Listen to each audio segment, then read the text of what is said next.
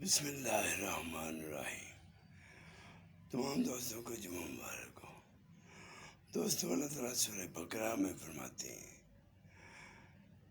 کہ اللہ کی راہ میں خرچ کرو اور اپنے ہاتھوں سے اپنے آپ کو ہلاکت میں مت ڈالو، یعنی کہ خود برے عمل مت کرو جس سے آپ ہلاکت میں پڑ جائیں، اللہ کی پکڑ میں آ جائیں۔